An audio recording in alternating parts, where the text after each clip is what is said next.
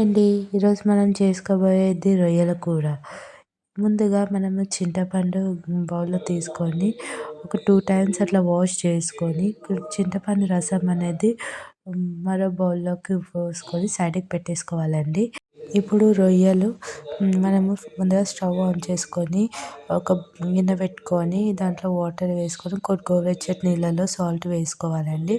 నీళ్ళు గోరువెచ్చగా అయ్యాక దాంట్లో రొయ్యలేసి నురుగంతా పోయి ఉసుక ఏమైనా ఉన్నా కానీ అది కిందికి వెళ్ళిపోతుందండి. తర్వాత నీట్‌గా వాష్ చేసుకొని సైడ్‌కి పెట్టేసుకోవాలండి.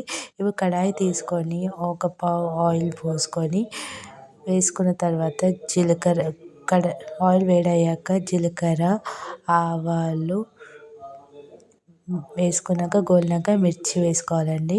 మిర్చి కొంచెం గోలిన తర్వాత ఆనియన్స్ వేసుకొని ఆనియన్స్ ట్రాన్స్పరెంట్ అయ్యేంత వరకు కలుపుకోవాలండి.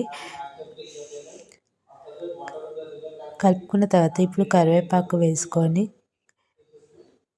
పోపు అనేది గోలిన తర్వాత అల్లం పేస్ట్ వేసుకోవాలండి. అది బాగా కలుపుకోవాలండి. తర్వాత పసుపు వేసుకొని కలిపిన తర్వాత ఇంతకుముందు మనం రొయ్యలు తీసుకున్నాం కదండి, ఆ రొయ్యలు వేసుకొని బాగా కలుపుకోవాలి.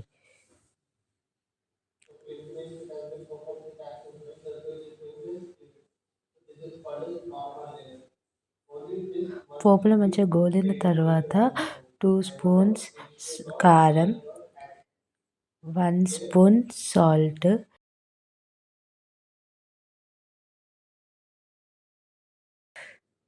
బాగా కలుపుకోవాలి.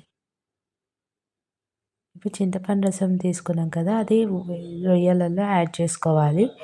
ఇప్పుడు కలుపుకోవాలండి.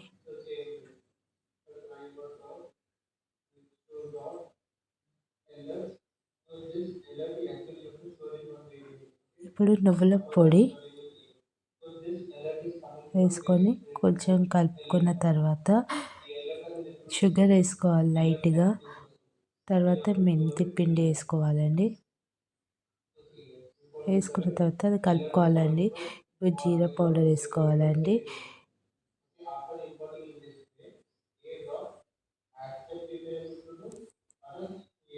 దగ్గరకు వచ్చాక కొంచెం ధనియాల పొడి వేసుకొని కొంచెం ధనియాల పొడి వేసుకున్న తర్వాత బాగా కలుపుకోవాలి.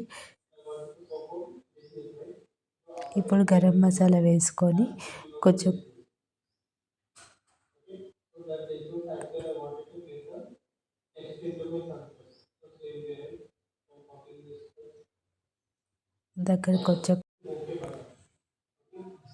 ఇప్పుడు మనము కొత్తిమీర వేసుకొని స్టవ్ ఆఫ్ చేసుకోవాలండి.